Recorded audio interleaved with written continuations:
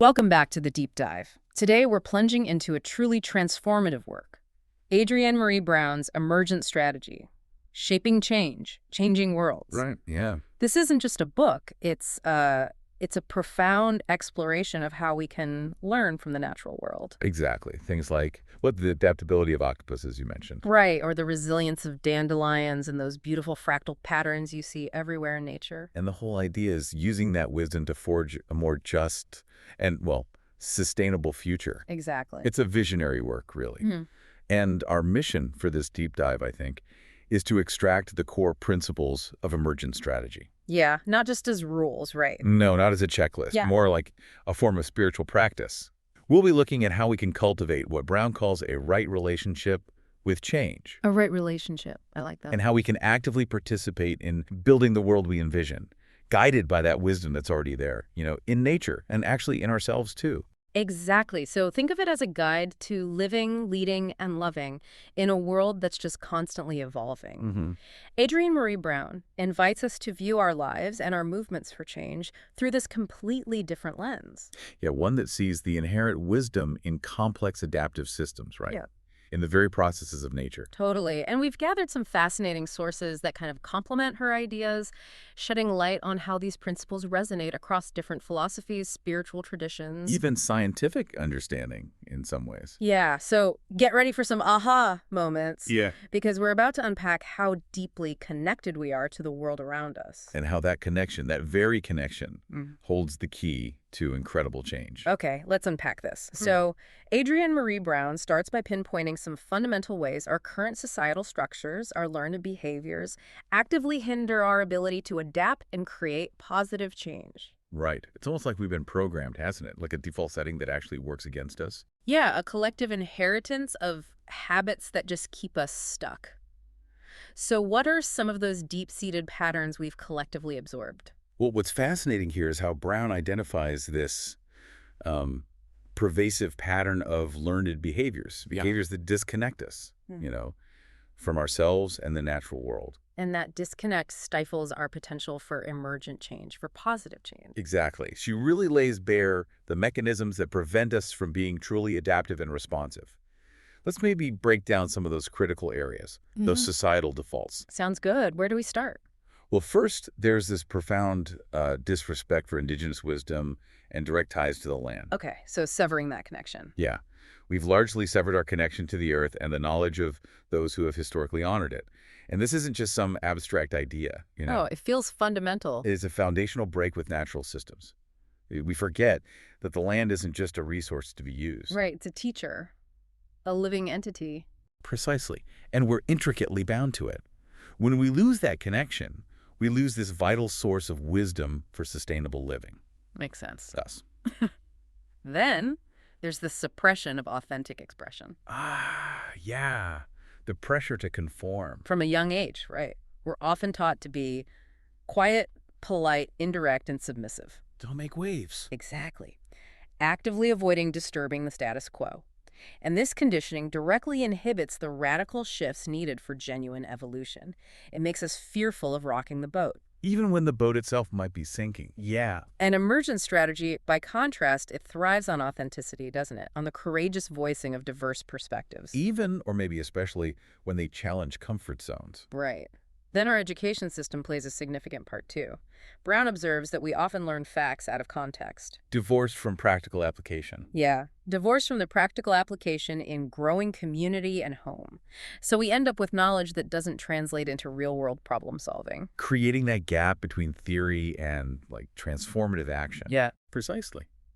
We might know a lot of data, but we lack the practical wisdom to apply it for collective well-being, or to adapt to local ecological needs. It's like knowing about the world instead of knowing how to be in the world. You got it. Another pervasive habit, urgency-based thinking.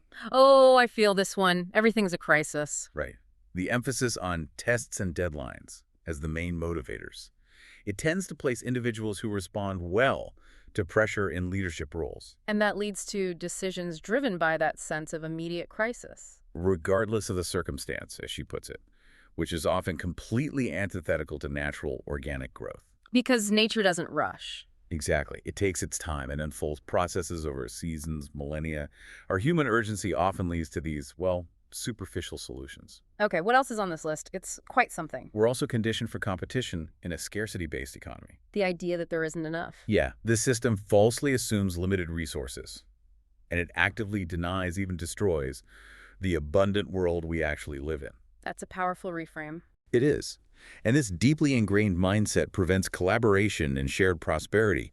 It forces us into a zero-sum game when collective well-being is actually possible. So we hoard instead of share, control instead of cooperate. Yep. Furthermore, many of us are trained to deny our longings and our skills, Yeah. leading to work that merely occupies our time without inspiring our greatness. It just diminishes our creative potential, our sense of purpose. Turns work into a grind, not fulfillment. How many revolutionary ideas or transformative initiatives have been stifled because people felt they had to conform to a job description that just didn't align with their true gifts? It's sobering to think about. Brown also points out that we learn to manipulate each other and sell things to each other rather than fostering genuine collaboration and evolution together. Creating adversarial relationships instead of synergistic ones. Right, where collective intelligence and co-creation should be prioritized. Think about how much energy is just expended in convincing rather than truly listening and building together. Okay, there's more. Well, yeah. Then there's the pervasive belief that the natural world is to be manicured, controlled, or pillaged to support our consumerist lives. And that extends even to our own bodies. It does. Our bodies get medicated, pathologized, shaved, or improved upon with cosmetic adjustments.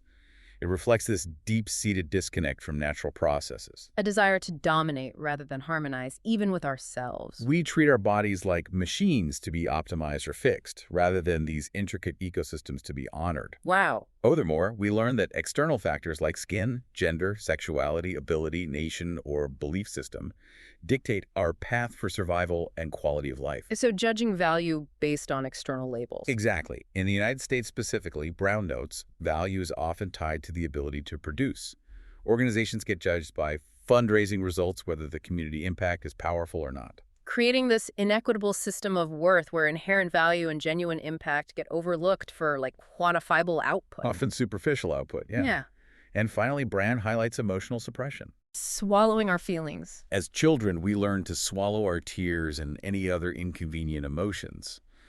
And that translates in adulthood to working through red flags, value differences, pain, and exhaustion without truly processing them. It's pushing through. Right, and this emotional denial prevents authentic engagement, self-care, and the deep processing needed for personal and collective healing. We become adept at burying feelings instead of understanding what they might be telling us about our needs or the health of a system. Exactly. That's a truly illuminating and, frankly, a bit unsettling list.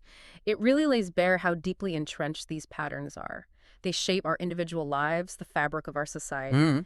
It sounds like we're constantly battling against this ingrained programming, against our very societal default settings.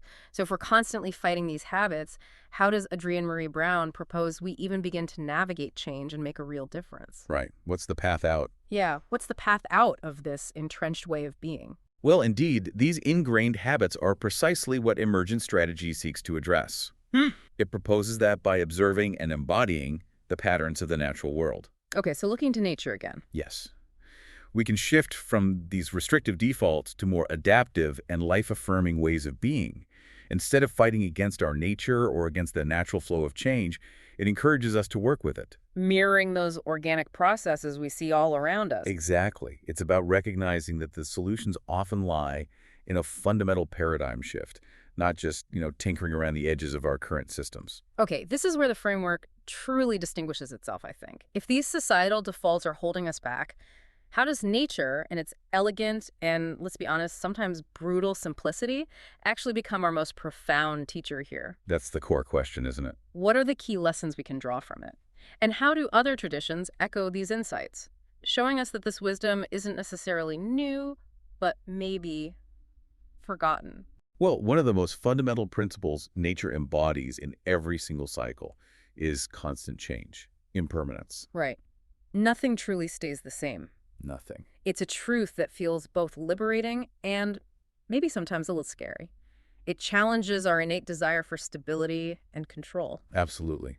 Trying to force things to stay rigid often creates more problems than it solves. Whether we're talking about a human relationship or a social movement, yeah.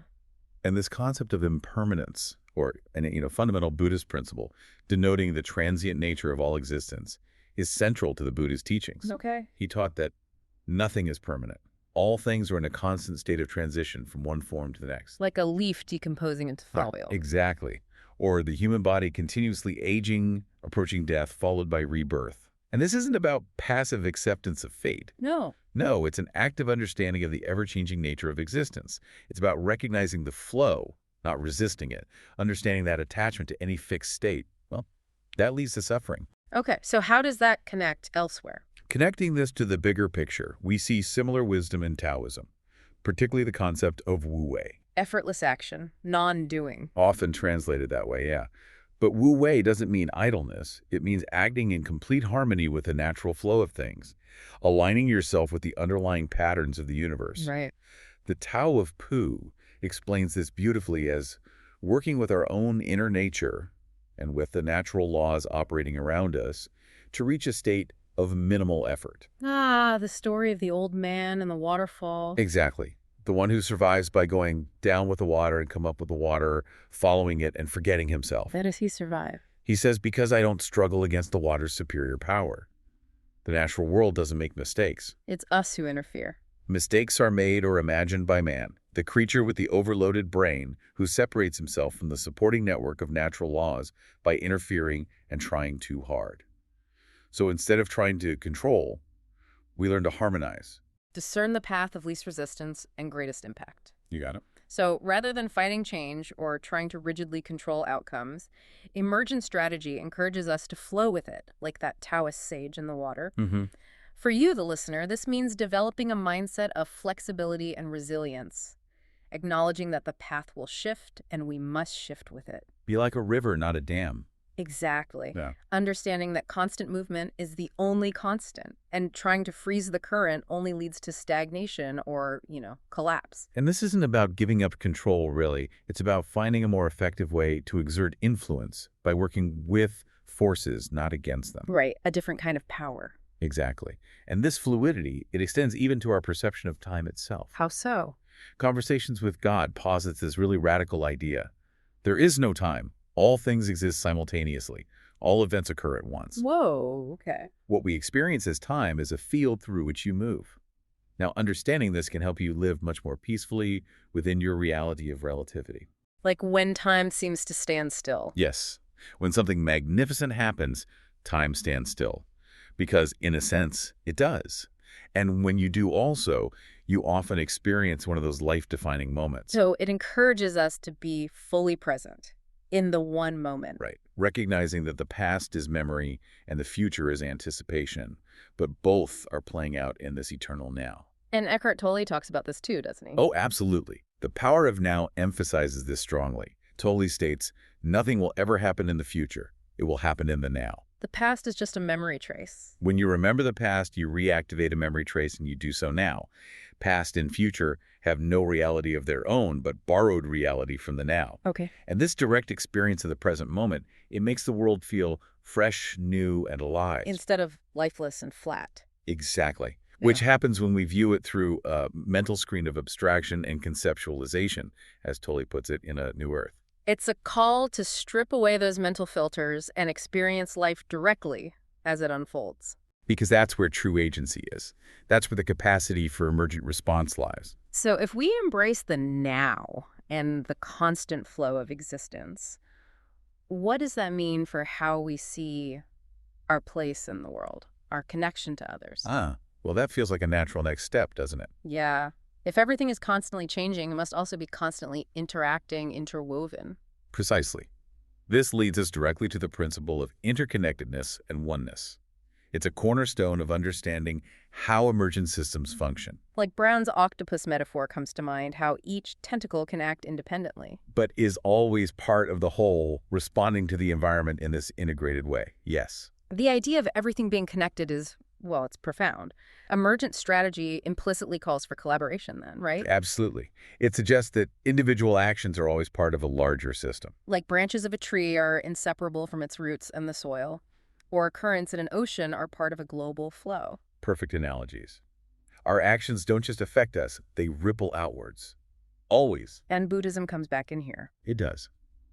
As we noted, Buddhism is profoundly shaped by this belief in the interconnectedness of all things. And it's not just philosophy. It's ethical. It's a foundational ethical principle. If we recognize our deep ties to everything else, every creature, every ecosystem, every other human, our actions naturally lean towards harmony rather than exploitation. We understand that harm to one is ultimately harm to all. Because there's no true separation. That understanding inspires compassion, a sense of shared destiny. And Tola connects with this too. Powerfully. His concept of oneness with all that is, where you feel the God essence in every creature, every flower, every stone, and you realize all that is holy. He quotes the Gospel of Thomas. Yes, split a piece of wood. I am there. Lift up a stone and you will find me there. This perspective just dissolves the illusion of separation.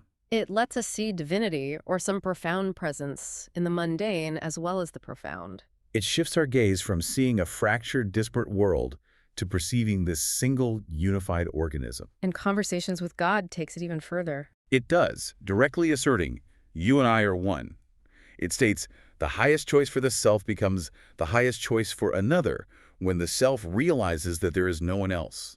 That sounds like a contradiction, almost. The text calls it a divine dichotomy, meaning two apparently contradictory truths can exist in the same space at the same time. Okay, like what? That you and I are separate and you and I are one. This paradox that we're both distinct individuals and profoundly interconnected parts of a greater whole is crucial for emergent strategy. So we can act as unique individuals. While simultaneously recognizing our actions ripple through a collective, shifting our focus from isolated gain to integrated well-being. The mistake is not knowing who we really are. According to this perspective, yes. The real mistake is not knowing what is best because we don't know who you really are. We've forgotten our true interconnected nature. This raises a big question, though. If we are all one, deeply interconnected, how does that affect our individual identity, our sense of self? It sounds like we have to let go of quite a bit of what we think we are, especially that deeply ingrained sense of being a separate, isolated entity. Hashtag 2.3, beyond the ego, finding true self in the collective. That's exactly right. It requires us to move beyond the ego, to fully embrace interconnectedness and impermanence. We have to critically examine that powerful, often defensive sense of I that dictates so much of our behavior. Which is one of the hardest parts, isn't it? Letting go of our individual ego, that strong sense of I that drives so many actions and creates the illusion of separateness. It really is. Our identities are so wrapped up in our stories, our accomplishments, our perceived distinctions. How do we navigate that letting go without, losing ourselves entirely? Well, A New Earth highlights this beautifully. It says, inner space also arises whenever you let go of the need to emphasize your form identity. That need is of the ego. It is not a true need. So the need to stand out is ego, not essence. Right. Tully notes that to the ego, it'll seem as if you were losing yourself.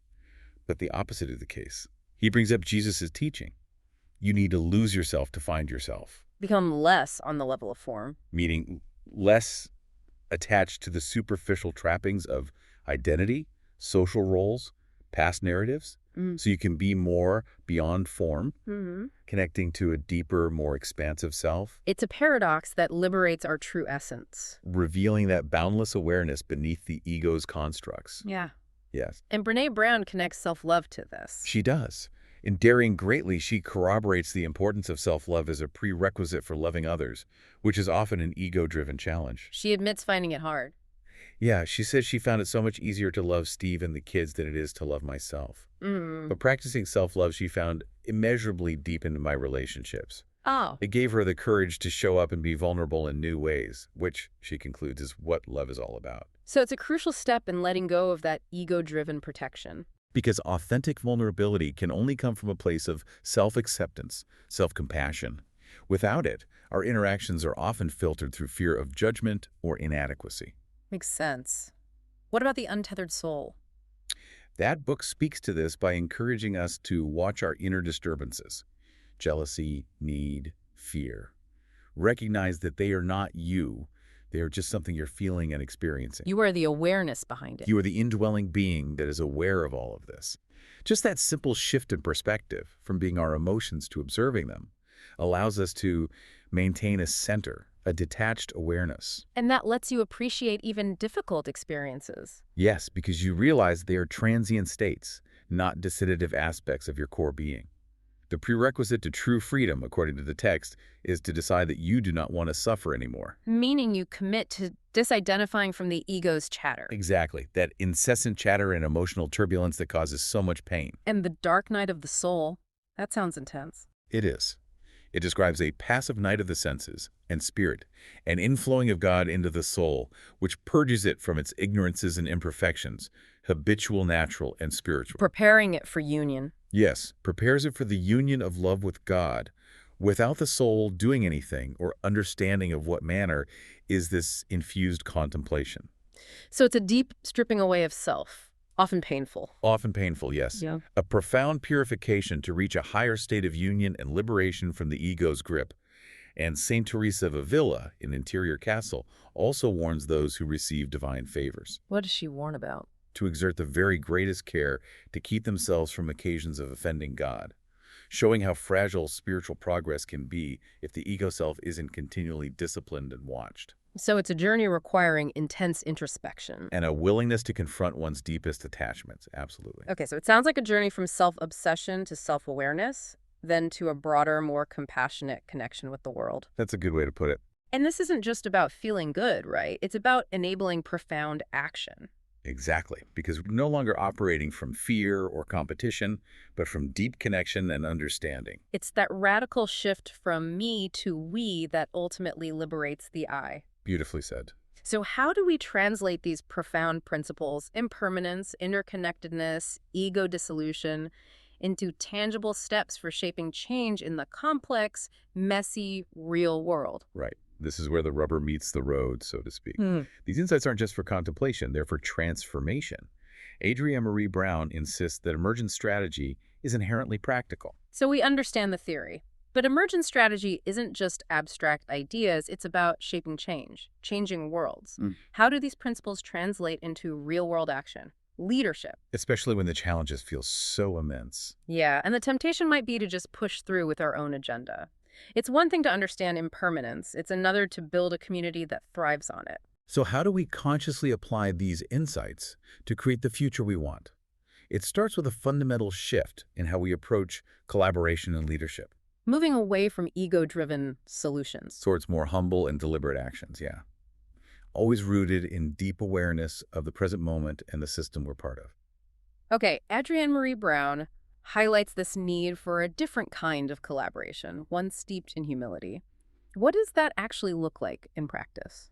Especially when we're trying to achieve big goals. Right, and the temptation is to just push through or prioritize visible wins over authentic impact. Well, Brown observed in direct action work that often time and energy poured into actions that are more interesting, funny, creative than they are compelling to those we are trying to reach. Or life-changing for the communities involved. Yeah, and or life-changing to the communities taking action. Yeah. Exactly.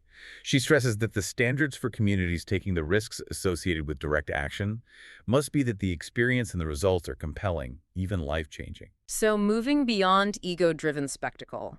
Actions that look good but don't genuinely serve. Yes. Moving towards truly impactful, community-centered outcomes, where the focus is on the people's needs and aspirations, not the performance of the activists. And this requires humility. It means practicing humility on all sides in order to truly collaborate. She gives a powerful example. What's that? Making room on our board for folks in the IP3 program, shifting timelines to meet community needs, with folks on all sides being able to say, we didn't know how to do this. Admitting uncertainty. And recommitting over and over, even when it seemed too hard to continue. It's messy, it's iterative. Prioritizing collective wisdom over individual expertise. Acknowledging no single person or group has all the answers. Genuine solutions emerge from sustained engagement, mutual learning. And you know, Dallas Willard in The Divine Conspiracy continued, he talks about humility too. In leadership. As one of the formative traits required of the types of leaders we so desperately need to bridge divides. True leadership isn't dominance, it's service, creating space for others. That resonates. And this idea of deep understanding and adaptability, it echoes Miyamoto Musashi's teachings on combat strategy in The Complete Musashi. The samurai, how does that connect? He emphasizes knowing the conditions, In his context, it meant using the chord measure, a metaphor for developing this precise, almost intuitive assessment of your environment and opponents. Like a surveyor's tool. Kind of, sensing the ebbs and flows, shallows and depths, weaknesses and strengths. By always using this teaching, conditions can be sensed immediately, leading to victory. So it's not brute force, but subtle understanding, strategic flexibility. Exactly, whether it's a battlefield or a community trying to solve a complex social issue. And he also advises becoming your enemy. Yes, thinking of your own body as the enemies to anticipate difficulties, not mistaking weaknesses for strengths. He speaks of the universally correct way as maintaining your center to respond freely, avoiding prejudices. So translating that, approach societal challenges with deep empathetic understanding of all perspectives. Not just our own. Stepping into the shoes of those who might resist change, understanding their fears, their motivations, their strengths that might look like weaknesses to others. And responding from a grounded, unbiased place. Rather than reacting from opposition. Yeah. So humility isn't just being polite, it's a strategic necessity for effective change. It really is. It allows us to truly listen, adapt, build authentic relationships instead of imposing our will or falling into that trap of ego-driven certainty. For you, the listener, this is bringing curiosity and openness to your collaborations, even when it feels challenging. Understanding that vulnerability can be a strength. And that true solutions emerge when we let go of our need to be right. Exactly. And this leads directly to the idea of emergent strategy as a spiritual practice. Because true humility and deep collaboration, that willingness to say, we don't know, it requires profound inner work. A cultivation of awareness beyond just intellect. Which brings us back to that idea. Right. Adrienne Maree Brown frames emergent strategy as a spiritual practice. What does that mean in terms of personal development? Our capacity to engage with the world beyond just outward actions. Is it about cultivating an inner state? Yeah, an inner state that makes us more effective agents of change. Absolutely. A crucial aspect of this spiritual practice is cultivating deep awareness, often through mindfulness. Sam Harris talks about this in Waking Up. He does. He describes mindfulness as a specific kind of passion, a passion for discerning what is subjectively real in every moment. Undistracted, accepting. And ultimately non-conceptual. He clarifies, being mindful is not a matter of thinking more clearly about experience. It is the act of experiencing more clearly, including the arising of thoughts themselves. That deep attention to the flow of experience. It's essential for emergent strategy. It allows us to perceive what's truly happening without the distortions of our ego, our biases, our preconceived notions. Just seeing clearly, without judgment. Right. And Bessel van der Kolk in The Body Keeps the Score, he illustrates the therapeutic power of this, especially for traumatized individuals. Body awareness and mindfulness. Yes. He notes that simply noticing our annoyance, nervousness, or anxiety immediately helps us shift our perspective and opens up new options other than our automatic habitual reactions, Mindfulness puts us in touch with the transitory nature of feelings. allowing us to increase our control over them. It's a powerful demonstration of how inner awareness directly impacts our capacity for adaptive response in the outer world. If we can observe our internal state, we can choose our response. Instead of being driven by unconscious reactions, making us far more capable of navigating complex social dynamics. And this internal work, it's not just psychological, you're saying. No, it's deeply spiritual, the cloud of unknowing, that classic text of Christian mysticism. What does it say? It describes how love may reach to God in this life, but not knowing, intellectually. It suggests covering sharp, subtle thoughts with a thick cloud of forgetting. Why forgetting? Because all the whiles that the soul dwelleth in this deadly body, evermore is the sharpness of our understanding, mingled with some manner of fantasy. Our intellect is always colored by bias and experience, So it advises leaving the house of passions and desires. leaving it when they are sleeping and at rest to become united with its divine beloved. In simpler terms, it's about quieting the busy analytical mind. To open ourselves to a more direct, intuitive connection. A connection with truth and compassion, yes. Mm. It's a profound letting go of intellectual control to allow for a deeper, heart-centered knowing. And the way of a pilgrim. Similar idea. Very similar, and emphasizes constant prayer, specifically the Jesus prayer, to blot out bad memories and to enter the innermost guarded, secret chamber of yourself, the watchtower. Which is the dwelling place of Christ and where there is always peace, joy, and stillness. Exactly. This inner focus, with the mind conversing with the Lord, allows the light of divine contemplation to envelop a man's entire soul like a radiant cloud, So these practices cultivate an inner sanctuary, a stable core. from which to navigate the external world's constant flux. This inner calm and clarity aren't a retreat from the world, But a foundation for truly effective engagement. allowing creative insight to emerge rather than forcing preconceived solutions. So Emergent Strategy invites us to develop this inner landscape of calm and clarity, which then informs our outer actions, building a strong inner core so we can be more effective, more compassionate agents of change. And it sounds like an ongoing process, Definitely not a one-time fix. a lifelong journey, much like evolution itself, continually refining our capacity to respond to life. Indeed. And this brings us to the final practical application we wanted to touch on: embracing continuous evolution as the fundamental operating principle. For individuals and groups seeking change. If the world is constantly changing, then our strategies and ourselves must be too. Right. If everything is impermanent and interconnected, then change isn't something to be feared or resisted. It's inherent, a constant unfolding. So how does emergent strategy help us lean into this continuous evolution instead of trying to freeze things or cling to outdated models? Well, The Phenomenon of Man by Pierre Teilhard de Chardin reinforces this understanding on a cosmic scale. How so? He suggests that life still has before it long periods of geological time in which to develop, and in its thinking form, it still shows every sign of an energy in full expansion. So humanity is still evolving. He projects an immense period characterized not by a slowing down, but a speeding up, and by the definitive fluorescence of the forces of evolution along the line of the human chute. Implying we're still in early stages, with vast potential ahead. That's the implication. Our current challenges are part of a much larger ongoing process of becoming. It calls us to see struggles not as failures, but as part of an unfolding learning curve of consciousness. That's a hopeful perspective. Desjardins also notes that the stuff of the universe, woven in a single piece according to one and the same system, but never repeating itself from one point to another, represents a single figure. Structurally, it forms a whole. Reinforcing interconnectedness again, and the unique, unfolding nature of existence. There's this grand, singular pattern, yet infinite variation within it, like those fractal patterns Adrienne Marie Brown highlights. And he connects social phenomena to this. He does. Things like formation and dissemination of languages, development and specialization of new industries, even formulation and propagation of philosophic and religious doctrines. He sees them as ramifications of evolution. Exactly. This perspective helps us see our societal endeavors, our movements, collaborations, cultural shifts, not as separate from nature, but as integral to its ongoing complex evolution.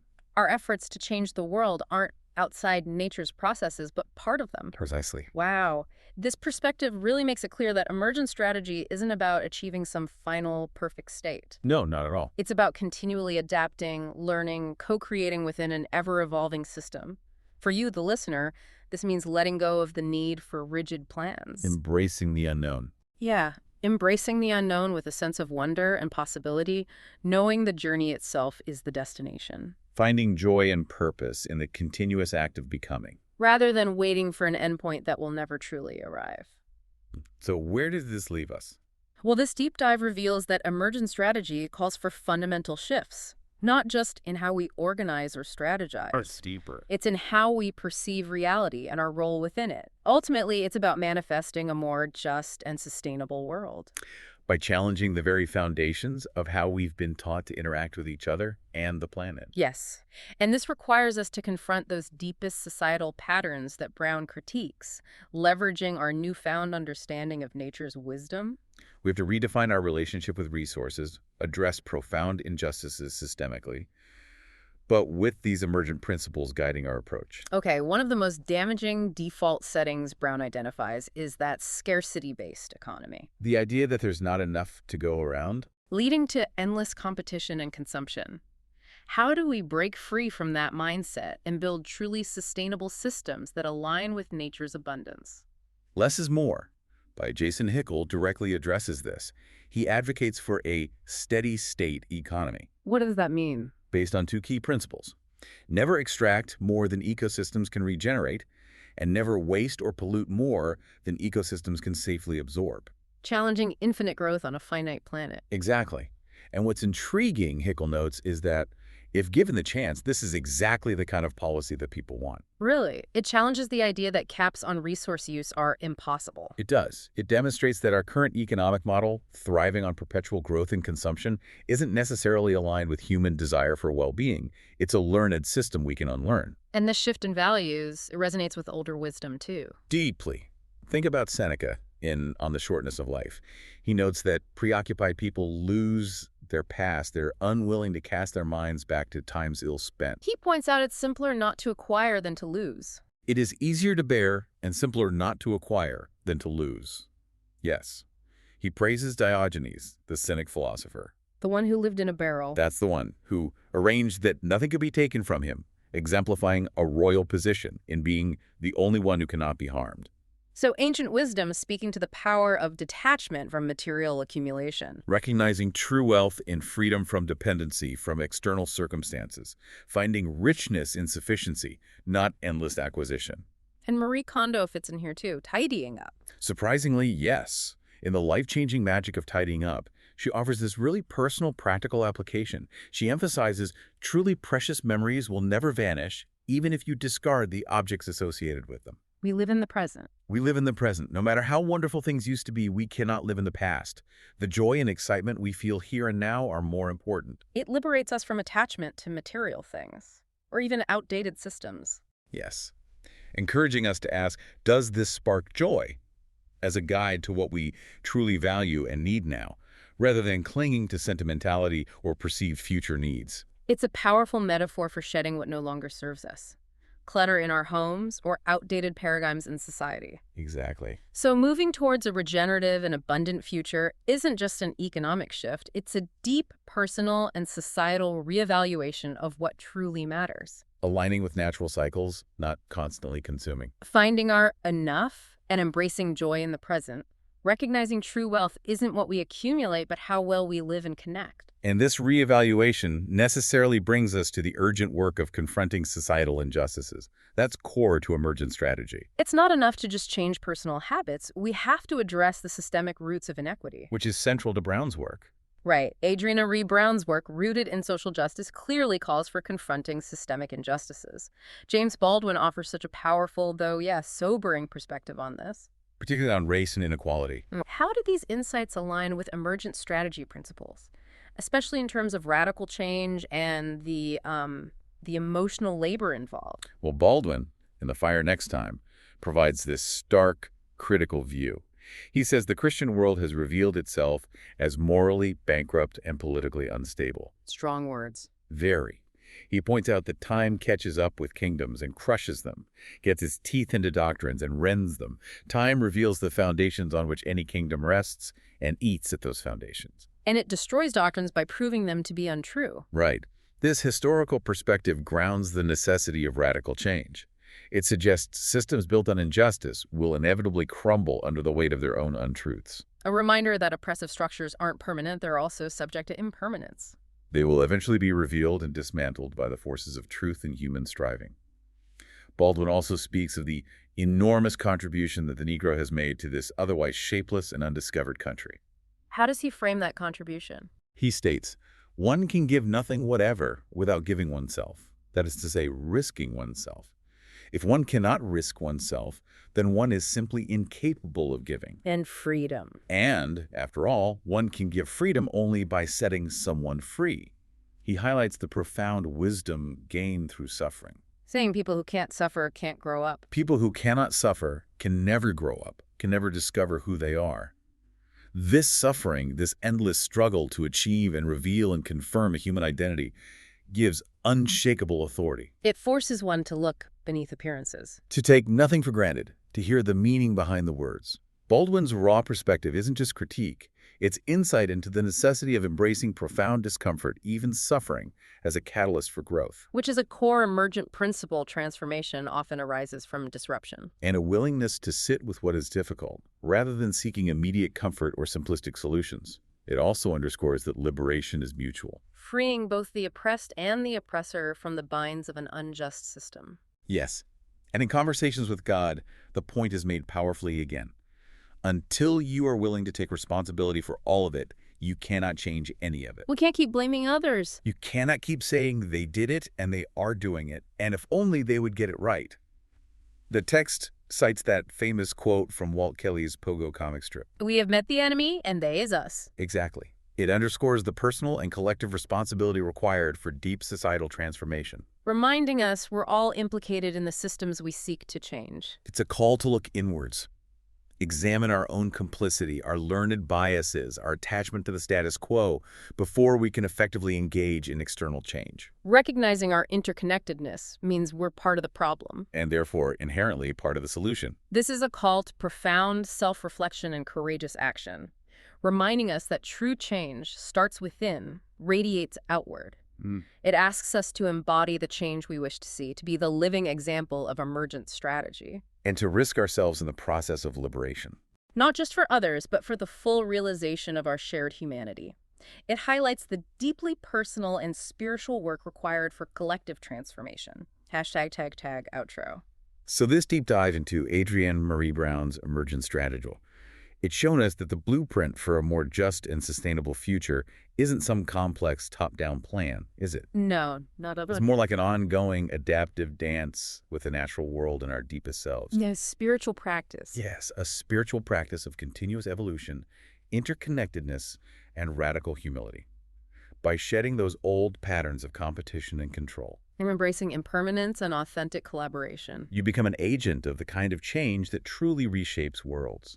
It asks us to approach problems not with rigid solutions, but with this deep curiosity about what wants to emerge. Trusting in the inherent wisdom of complex systems. Exactly. And what a profound journey it is, from the quiet wisdom of Buddhism and Taoism to the urgent insights of social justice advocates like James Baldwin. And the deep psychological work described by thinkers like Eckhart Tolle. The message is consistent.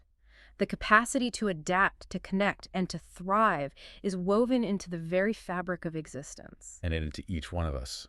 So what does it mean for you to embrace the wild, illogical vagaries of the unconscious, as Rolling May describes it, and allow creative insight to emerge in your own life? How will you listen? Yeah, how will you listen to the subtle whispers of nature and your own inner guidance to step into a more fluid, interconnected, and just way of being? The world awaits your announcement. Made with your life, lived